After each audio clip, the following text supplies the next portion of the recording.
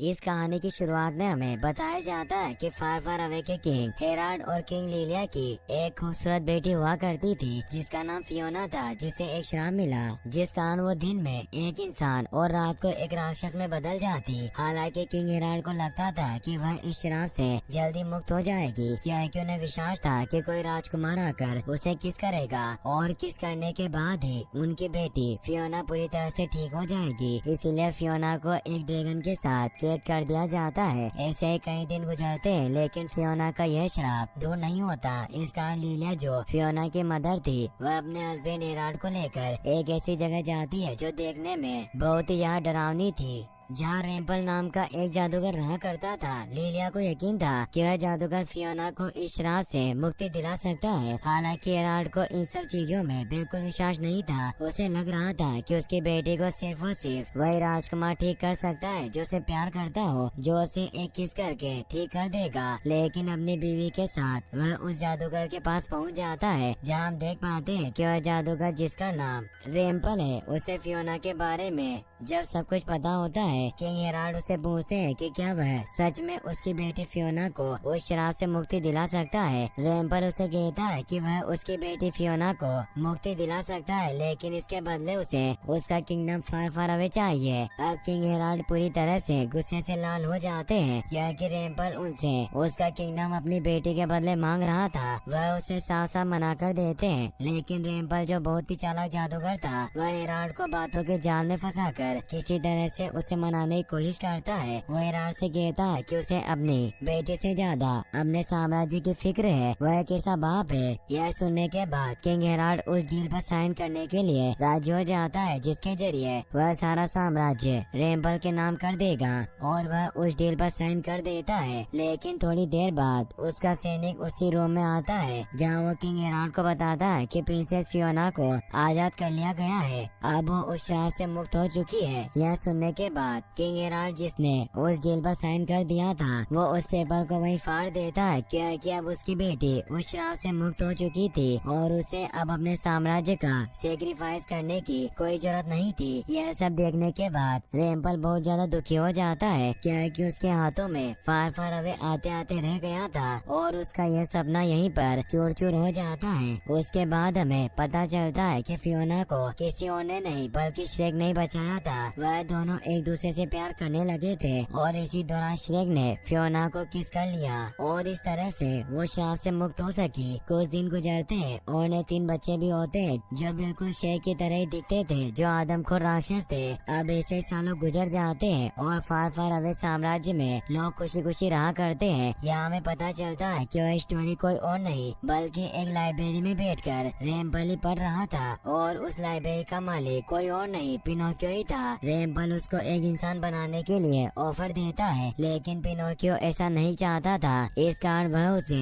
वहाँ से लात मारकर वहाँ से भगा देता है। इसके बाद हमें श्रेक और उसकी फैमिली को दिखाया जाता है, जहाँ हम देखते हैं कि श्रेक के तीनों बच्चे धीरे धीरे बड़े हो रहे हैं और इसी तरह से श्रेक की जिम्मेदारियाँ भी बढ़ रही है, और वह रोजाना उन तीनों बच्चों को खाना पीना और उन्हें तैयार करना और उनका ध्यान रखना, इसी तरह की एक्टिविटी क्या करता है। इस दौरान वह बहुत ज्यादा फ्रस्ट्रेट भी हो चुका है, क्योंकि उसका इस काम में बिल्कुल भी मन नहीं लग रहा था, क्योंकि वह उस श्रेक को खोज नहीं पा रहा था, जो पहले बहुत ही ज्यादा आदमखोर था, जिससे लोग डरा करते थे, लेकिन अब उससे कोई भी नहीं डरता। इसी कारण श्रेक बहुत ज्यादा दुखी रहने लगता और उसे इस जिंदगी से घिन आने लगती है। वह चाहता है कि उसे उसकी पुरानी लाइफ मिल जाए, जहाँ वह आजाद जिंदगी जिया करता था, लेकिन अब वह घर की जिम्मेदारियों के कारण कई ऐसी चीजें नहीं कर सकता था। इसके बाद श्रेक और डंकी की फैमिली फार फार अवे लैंड की ओर जाती है, क्योंकि आज श्रेक के तीनों बच्चों का जन्मदिन है और वह लोग उनका जन्मदिन कैसल में ही मनाना चाहते हैं। इसी कारण वह सभी लोग वहां पहुंच जाते हैं, जहां पर बहुत सारे लोग मौजूद थे जो उस जन्मदिन में शामिल होने के लिए आए थे। वहाँ कई लोगों को देखकर श्रेक बिल्कुल ही अनकंफर्टेबल फील करता है, क्योंकि वहाँ मौजूद हर एक आदमी श्रेक से बिल्कुल भी डरा हुआ नहीं था। यही बात श्रेक को बहुत ज्यादा बुरी लगती है। हर कोई उसे मजाक में ले रहा था। एक आदमी बिल्ली वहाँ आता है और श्रेक को दहाड़ने के लिए कहता है ताकि उसका बच्चा श्रेक को दहाड़ते हुए देखे, लेकिन श्रेक उसे साफ मना कर देता है और वह उसे बताता है कि वह जब गुस्सा होता है तभी दहाड़ता है। इसके बाद श्रेक अपने बच्चों का जन्मदिन मनाने के लिए एक केक लाता है जिसे वहीं पर खड़े हुए 3 पीस खा लेते हैं, जिस कारण श्रेक के तीनों बच्चे रोने लगते हैं। वो उन्हें संभालने लगता है। वहाँ मौजूद सारे लोग श्रेक को बहुत ज्यादा इरिटेट कर रहे थे, इस कारण किसी तरह से वो अपना गुस्सा कंट्रोल करने लगता है, लेकिन हद हो जाने पर वह जोर से दहाड़ देता है ताकि वह सारे लोग चुप हो जाए। जैसे ही वो दहाड़ता है वहाँ मौजूद सारे लोग तालियां बजाने लगते हैं, क्योंकि उन्हें लगता है कि श्रेक सभी को एंटरटेन करने के लिए दहाड़ रहा था, पर ऐसा नहीं था। श्रेक को तो सच में ही उन लोगों पर गुस्सा आ रहा था। थोड़ी देर बाद वहाँ पर एक दूसरा केक लाया जाता है जिसे बर्बाद करके श्रेक वहाँ से गुस्सा होकर चला जाता है। श्रेक जब गुस्से से बाहर आता है तो उसकी बीवी फियोना भी उसके पीछे आती है और उसकी इस हरकत का कारण उससे पूछती है, तो श्रेक उसे बताता है कि वह तंग आ चुका है और उसे इस तरह की जिंदगी नहीं चाहिए। वह बुरी तरह से बोर हो चुका है। उसे उसकी पुरानी लाइफ चाहिए जिसमें जो चाहे वह कर सकता था। पहले लोग उससे डरा करते थे, लेकिन आज उसका मजाक उड़ाते हैं। इस तरह की जिंदगी अब वो नहीं जीना चाहता। इस तरह फियोना उसे समझाती है और उसे कहती है कि आखिर तुम्हारे पास किस बात की कमी है और तुम्हें किस बात का दुख है। तुम्हारे 3 बच्चे और ऐसे दोस्त हैं जो तुम्हारे ऊपर जान देते हैं और एक ऐसी बीवी है जो तुमसे बहुत ज्यादा प्यार करती है। क्या तुम इन लोगों के साथ खुश नहीं हो? ऐसा कहकर फियोना वहाँ से चली जाती है। इधर हम रेम्पल को देखते हैं जो उन दोनों की बातें छुपकर सुन रहा था। इसके बाद हम श्रेक को देखते हैं जो एक जंगल में घूम रहा था। तभी उसे एक आवाज सुनाई देती है जो उसे मदद के लिए पुकार रही थी। जब उस आवाज का पीछा करते हुए उस तरफ जाता है तो हम देख पाते हैं कि वह कोई और नहीं रेम्पल ही था जो एक गाड़ी के नीचे दबा हुआ था। श्रेक किसी तरह रेम्पल को उस गाड़ी के नीचे से निकालता है। हालांकि इस दौरान रेम्पल श्रेक को देखकर डरने का नाटक करता है। यह देखकर श्रेक थोड़ा खुश होता है। इसके बाद रेम्पल को अपनी गाड़ी में लिफ्ट देता है और उसे अपने साथ ले जाता है। यहाँ श्रेक रेम्पल को अपनी पुरानी जिंदगी के बारे में बताता है। वह बताता है कि वह इस तरह की जिंदगी जी चुका जहाँ लोग उसे डरा करते थे, लेकिन वो अब इस नई जिंदगी से बोर आ चुका है और इस बात से बहुत ज्यादा दुखी है। रेम्पल इन सारी बातों को सुनकर श्रेक से कहता है कि वह एक दिन के लिए उसी तरह की जिंदगी जी सकता है। रेम्पल बताता है कि वह बहुत बड़ा जादूगर है जो अपने जादू से उसे वही जिंदगी उसे देगा। श्रेक इन बातों को सुनकर बहुत ज्यादा खुश हो जाता है। रेम्पल उसके सामने एक डील रखता है। श्रेक बहुत खुश था क्योंकि उसे अपनी पुरानी जिंदगी जीने के लिए एक दिन मिलेगा। श्रेक रेम्पल के दिए गए उस डील पर साइन कर देता है, जिसके बाद हम देखते हैं कि श्रेक अब बहुत ही खुकार हो गया था, जिसे देखकर लोग बुरी तरह से इधर उधर डर कर भाग रहे थे। और इस बात से श्रेक भी बहुत ज्यादा खुश था क्योंकि अब उसकी पुरानी लाइफ उसे मिल चुकी थी। वह इसी तरह से कई लोगों को डराकर खुश होने लगता है। इसके बाद जब वह जंगल की तरफ जाता है तो उसे कुछ ऐसे पोस्टर नजर आते हैं जिसमें उसे वांटेड दिखाया गया है। यह देखकर वो और भी ज्यादा खुश होता है क्योंकि वह यही चाहता था कि लोग उससे डरे। थोड़ी दूर चलने पर उसे फियोना के भी वांटेड वाले पोस्टर नजर आते हैं, जिस कारण वह बहुत ज्यादा दुखी होता है और उसे फियोना की फिक्र होने लगती है। इस कारण वह भागकर सीधा अपने घर पहुंचता है, जहां वह देखता है कि उसके घर में फियोना मौजूद ही नहीं है और घर का सामान पूरी तरह से तहस नहस पड़ा हुआ है और उसे फियोना की फिक्र होने लगी थी। लेकिन तभी हम देखते हैं कि कुछ चुड़ैल वहाँ आती है जो श्रेक को बंदी बनाकर अपने साथ वहाँ से ले जाने लगती है। इस दौरान श्रेक को जिस बाइकी में उसे बिठाकर लेकर जाया जाता है उसको कोई और नहीं बल्कि डोंकी हाँक रहा था। श्रेक डोंकी को पहचान लेता है और वो डोंकी से सारी बातें करने लगता है और उससे फियोना का पता पूछने लगता है, लेकिन उसे पता चलता है कि डोंकी तो उसे पहचान ही नहीं पा रहा है। इसके बाद श्रेक को कुछ भी समझ नहीं आता कि आखिर डोंकी उसे पहचान क्यों नहीं रहा और यह सब हो क्या रहा है। जैसे ही वह थोड़े आगे बढ़ते हैं तो श्रेक उससे पूछता है कि वह उसे कहाँ लेकर जा रहा है, तो डोंकी उसे बताता है कि वह उसे फार फार अवे ले जा रहा है जहाँ पर रेम्पल का कब्जा है, जिसने चारों तरफ तबाही मचा रखी है। वहाँ पहुँचने के बाद श्रेक को भी पता चल चुका था कि रेम्पल ने किंगडम पर कब्जा कर लिया है और वहाँ के लोगों को नुकसान पहुँचाया है। चारों तरफ तबाही फैली हुई थी। यह देखकर श्रेक को बहुत बुरा लगता है। इसके बाद कुछ चुड़ैल श्रेक को लेकर रेम्पल के पास जाती है, जहाँ रास्ते में श्रेक को पता चलता है कि रेम्पल ने कई ऐसे उसके जैसे ही दिखने वाले आदमखोर को कैद कर लिया है और उनसे वहाँ पर काम करा रहा है। रेम्पल ने उन्हें गुलाम बना लिया है। अब जैसे जैसे ही श्रेक रेम्बल के पास पहुंचता है तो रेम्बल सभी लोगों को बताता है कि श्रेक के ही कारण वह फार फार अवे पर कब्जा कर पाया, क्योंकि अगर वह उस डील पर साइन नहीं करता तो वह फार फार अवे पर कभी भी कब्जा नहीं कर पाता। श्रेक उसे पूछता है कि उसने ऐसा क्यों किया और वह ऐसे कैसे कर सकता है, तो रेम्बल उसे बताता है कि वह बहुत बड़ा जादूगर है जो कुछ भी कर सकता है। उसने उस डील के जरिए उसका वह दिन चुना जब वह पैदा भी नहीं हुआ था और इसी बात का फायदा उठाकर उसने फार फार अवे पर कब्जा कर लिया। इस दौरान रेम्बल उसे बताता है कि किंग हेराल्ड और लिलिया जब फियोना को मुक्त करने उसके पास आए थे तो उन्होंने उससे वह डील भी कंप्लीट कर ली थी, जिस डील में यह साफ साफ लिखा हुआ था कि फार फार अवे अब रेम्बल का हुआ। इस डील के दौरान हेराल्ड और लिलिया दोनों को ही उसने खत्म कर दिया था और जब श्रेक का इस दुनिया में जन्म ही नहीं हुआ तो वह फियोना को कैसे बचा सकता था। इसी कारण फियोना अभी भी उस श्राप से मुक्त नहीं हुई और उसने फार फार अवे पर कब्जा कर लिया। रेम्बल बताता है कि अब श्रेक को भी वो इस दुनिया से मिटा देगा। उसकी यह सारी बातें सुनने के बाद श्रेक आग बबूला हो जाता है। किसी तरह से वह अपने आप को छुड़ाकर वहाँ मौजूद कई चुड़ैल को मारकर वहाँ से भाग जाता है। इस दौरान वो डोंकी को अपने साथ वहाँ से लेकर आता है। वो देखता है कि डोंकी अभी भी उसे नहीं पहचान पा रहा है, इस कारण डोंकी उसे डरकर वहाँ से भाग जाता है। इसके बाद हम श्रेक को देख पाते हैं जिसे अपनी फैमिली की बहुत याद आ रही थी। वह उन्हें मिस कर रहा था, इस कारण वह इमोशनल हो जाता है और रोने लगता है। तभी डोंकी उसे रोता हुआ देखकर कहता है कि उसने आज तक किसी ओगेर को रोते हुए नहीं देखा। श्रेक कहता है कि रेम्पल ने उसे इस हाल में किया है, उसने उससे एक डील साइन कराई, इस कारण वो इस हालत में है। डोंकी श्रेक की बातों को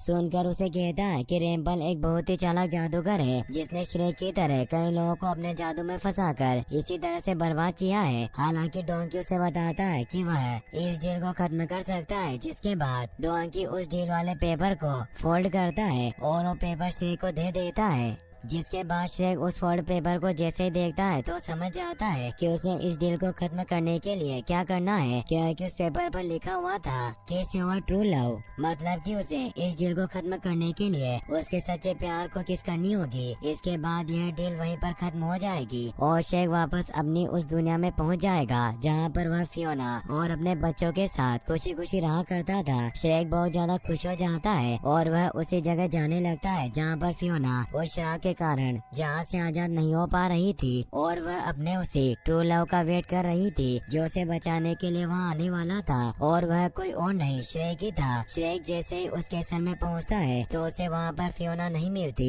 यह देखकर वह बुरी तरह से चौंक जाता है। उसे वहाँ पर एक रुमाल मिलता है और यह वही रुमाल है जो फियोना श्रेक को देने वाली थी। जब वह उसे बचाता, श्रेक उस रुमाल को उठाता है और डोंकी को सुंघाने लगता है। श्रेक डोंकी से कहता है कि वह इस रुमाल की मदद से फियोना को ढूंढ सकते हैं। इस कारण वह उसे ढूंढते हुए एक जंगल में पहुंच जाते हैं जहां पर एक पेड़ के पास डोंकी को एक प्लेट नजर आती है जिसमें खाना रखा हुआ था। डोंकी को बहुत ज्यादा भूख लग रही थी, इस कारण वह उस खाने को देखकर खुश हो जाता है, लेकिन श्रेक उसे बताता है कि यह किसी का ट्रैप भी हो सकता है। लेकिन डोंकी उसकी किसी भी बात को नहीं मानता और उस खाने को खा लेता है, जिसके बाद वह ट्रैप में फंस जाता है और वहाँ से सीधा नीचे एक गड्ढे में गिर जाता है। डोंकी को बचाने के लिए श्रेक भी उसी गड्ढे में चला जाता है। वहाँ पहुँचने के बाद श्रेक को पता चलता है कि यह एक ओगेर कॉलोनी है जहाँ पर ओगेर लोग रहा करते हैं। वहाँ उसे तरह तरह के बड़े छोटे कई ओगेर नजर आते हैं जो उसी की तरह दिख रहे थे। यह सब देखकर वो बहुत ज्यादा हैरान होता है क्योंकि उसने इससे पहले ऐसी कॉलोनी नहीं देखी थी जहाँ पर उसी की तरह लोग रहा करते हैं। इधर हम डोंकी को देखते हैं जिसे कुछ ओगर अपने साथ पकाने के लिए ले जा रहे थे, लेकिन तभी श्रेक उन लोगों को रोकता है और कहता है कि डोंकी उसका दोस्त है। इसी बीच हम फियोना को देखते हैं जो उस कॉलोनी की सरदार थी। जैसे ही श्रेक फियोना को देखता है वह बहुत ज्यादा खुश हो जाता है और खुशी के मारे वो उसे गले लगने के लिए आगे बढ़ता है, लेकिन फियोना उसे पहचानती नहीं थी। इस कारण वो उसे एक जोरदार लात मारती है और उसे वहाँ से दूर गिरा देती है। जिसके बाद श्रेक उसे सारी बातें बताता है कि वह उसकी बीवी है जो उसके साथ खुशी खुशी अपने 3 बच्चों के साथ रहा करती थी। वो उसे पूरी बातें बताता है कि किस तरह से वह यहाँ पर आया है, लेकिन फियोना उसकी किसी भी बात को नहीं मानती। थोड़ी देर बाद फियोना अपने कुछ साथियों के साथ एक रूम में बैठकर मीटिंग करने लगती है जहाँ पर वह सभी लोगों को बताती है कि उन्हें किस तरह से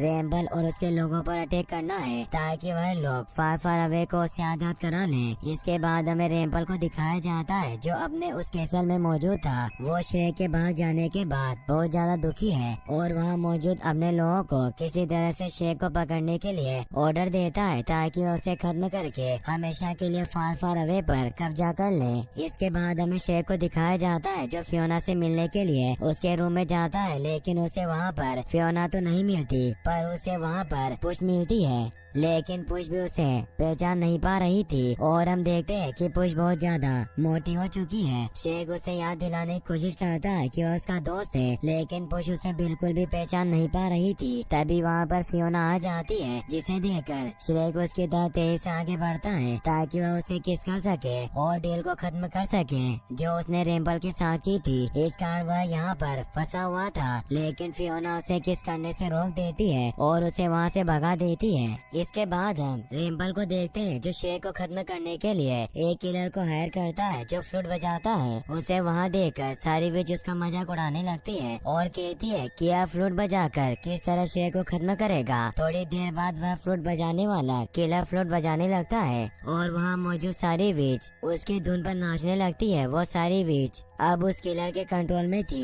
यह देखकर रेम्पल को बहुत ज्यादा खुशी होती है और उसे लगता है कि शायद यह किलर श्रेक को खत्म कर देगा। इसके बाद हम फियोना और श्रेक को देखते हैं जो फाइट की प्रैक्टिस कर रहे थे। इस दौरान दोनों एक दूसरे के ऊपर अटैक करते हैं। इस बीच श्रेक को चोट लग जाती है तब फियोना उसकी पट्टी करती है और यहाँ हम देख पाते हैं कि फियोना अब श्रेक के करीब आ गई थी। वो उससे प्यार करने लगी थी, हालांकि वह इस बात की जानकारी श्रेक को बिल्कुल नहीं देती। वो उसे नहीं बताती कि वह उससे प्यार करने लगी थी। श्रेक जो फियोना को बहुत पसंद करता था वह भी अब फियोना को अपने साथ देखकर बहुत खुश था। इसके बाद से फियोना अपने सारे साथियों के साथ मिलकर रेम्पल और उसके लोगों पर अटैक करने के लिए फार फार अवे के लिए निकल जाती है। जहाँ रास्ते में श्रेक फियोना को सारी सच्चाई बताने की कोशिश करता है, लेकिन वह उसे ऐसा करने से रोकती है। अब वह लोग फार फार अवे पहुँच जाते हैं जहाँ श्रेक फियोना को सारी सच्चाई बताने लगता है, लेकिन वह उसे इस बार भी रोकती है। अब फियोना के सारे साथी रेम्पल के लोगों पर अटैक करने लगते हैं। रेम्पल के कई लोगों को फियोना के साथ ही खत्म कर देते हैं। इस बीच हम देखते हैं कि वह रेम्पल का ट्रैप था जिसमें फियोना और उसके सारे साथी फंस चुके थे, क्योंकि रेम्पल वहाँ मौजूद नहीं था। उसने उसकी जगह वहाँ पर उसी किलर को भेजा था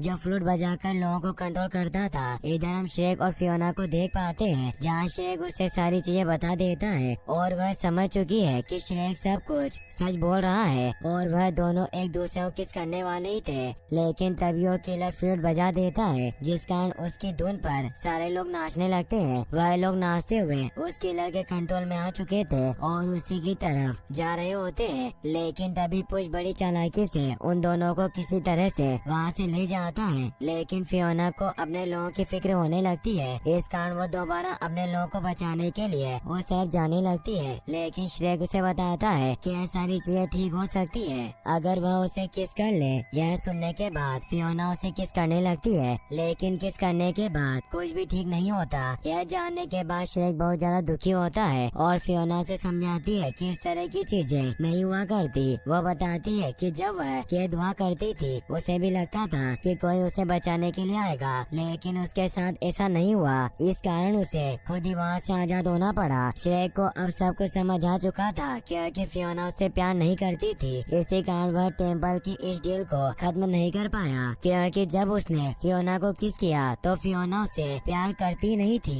इसके बाद हम रेम्पल को देखते हैं जो बहुत ज्यादा खुश है क्योंकि उसके कब्जे में बहुत सारे ओगर आ चुके थे, लेकिन उसे पता चलता है कि उन लोगों में श्रेक नहीं था। इसी कारण वो दुखी हो जाता है और वहाँ मौजूद उसके लोगों को बताता है कि जो भी श्रेक को पकड़ कर लाएगा उसे एक डील ऑफ टाइम दी जाएगी जिसकी मदद से वो रेम्पल से कुछ भी मांग सकता था। इसके बाद वहाँ मौजूद सारे लोग अब किसी भी तरह श्रेक को पकड़ना चाहते थे क्योंकि उन्हें वह डील ऑफ टाइम चाहिए था। जिसके बाद हम श्रेक को देखते हैं जिसके पास चीजी आता है जो श्रेक को पकड़कर रेम्पल के पास ले जाना चाहता था ताकि उसे लाइफ टाइम डील मिल सके। यहाँ श्रेक को भी पता चल चुका था कि फार फार अवे के लोग उसे खोज रहे हैं क्योंकि रेम्पल ने उन्हें लाइफ टाइम डील देने का ऑफर दिया है। इधर हम रेम्पल को देखते हैं जिसके पास ऐसे कई लोग आते हैं जो नकली श्रेक को लेकर उसके पास आते हैं जो उस लाइफ टाइम डील को पाने की चाहत रखते थे। तभी हम वहाँ पर असली श्रेक को देखते हैं जो रेम्पल के पास पहुँच चुका था, जो उसे बता बताता है कि वह खुद अपने आप को वहाँ लेकर आया है, तो उसे ही लाइफ टाइम डील मिलनी चाहिए। इस पर रेम्पल उसकी बात मान जाता है, जिस पर श्रेक उसे बताता है कि उसे लाइफ टाइम डील में सारे ओगर की आजादी चाहिए जिसे उसने कैद किया है। रेम्पल सभी ओगर को छोड़ देता है, जिसके बाद श्रेक को लगता है कि शायद फियोना भी सेफ है। तभी रेम्पल उसके सामने फियोना को पेश करता है। श्रेक को यह सब देखकर बहुत गुस्सा आता है, क्योंकि उसने सारे ओगर को छोड़ने को कहा था, लेकिन उसने फियोना को नहीं छोड़ा। जिस पर रेम्पल उसे बताता है कि फियोना पूरी तरह से ओगर नहीं है, इस कारण उसे भी अब श्रेक के साथ यही सजा काटनी है। इसके बाद उन दोनों को कैद कर दिया जाता है। इसके बाद हम श्रेक के साथियों को देखते हैं, डंकी और पुश, जो श्रेक और फियोना को बचाने के लिए प्लान बनाते हैं। इधर हम फियोना और श्रेक को देखते हैं, जिन्हें बांध कर रखा हुआ था और उनके ऊपर एक ड्रैगन अटैक कर रहा था। लेकिन तभी वहाँ पर एक बड़ी सी बॉल उन्हें नजर आती है, जिसे पहले भी श्रेक खत्म कर चुका था। हालांकि यह बॉल एक दूसरी बॉल थी जो सारे ओगर से बनी हुई थी। इसके बाद पुश और डोंकी उस बॉल को तोड़ देते हैं, जिसमें से बहुत सारे ओगर बाहर निकलते हैं, जो फियोना और श्रेक को बचाने के लिए वहाँ आए हुए थे। वहाँ मौजूद वो कई लोगों और रेम्पल के लोगों को खत्म कर देते हैं। इधर फियोना और श्रेक भी उस ड्रैगन को खत्म करके वहाँ से आजाद होते हैं। इसके बाद फियोना और श्रेक के साथी रेम्पल के सारे साथियों को हरा देते हैं। रेम्पल को पकड़ लिया जाता है। इसके बाद अब श्रेक धीरे धीरे गायब होने लगा था, क्योंकि 24 आवर्स बीत चुके थे। गायब होने से पहले वो फियोना को सारी बातें बताता है कि वो किस तरह से वह अपनी जिंदगी गुजारा करते थे। उनके 3 अच्छे क्यूट से बच्चे भी थे। यह सुनने के बाद फियोना उसे किस करती है, जिसके बाद वहाँ मौजूद सारे लोग एक एक करके गायब होने लगते हैं और फियोना को पता चलता है कि अब उसका श्राप दूर हो चुका है, क्योंकि वह एक ओगर के ही रूप में थी, वो इंसान नहीं बनी थी और वह उस श्राप से आजाद हो चुकी थी, क्योंकि उसने श्रेक को किस कर लिया था और वो दोनों एक दूसरे से प्यार करने लगे थे। इसके बाद वहाँ मौजूद सारे लोग एक एक करके गायब होने लगे थे और इस तरह से श्रेक ने रेम्पल की उस जादुई दुनिया को खत्म कर दिया था। इसके बाद हम श्रेक को देखते हैं, जो उसी जगह मौजूद है जहाँ पर उसके बच्चों की बर्थडे पार्टी मनाई जा रही है। वहाँ वह अपने बीवी बच्चों को देखकर अपने गले लगाता है, क्योंकि अब उसे समझ आ चुका था कि वह उनके अलावा किसी और जगह खुश नहीं रह सकता। और इसी के साथ यह मूवी यहीं पर खत्म हो जाती है।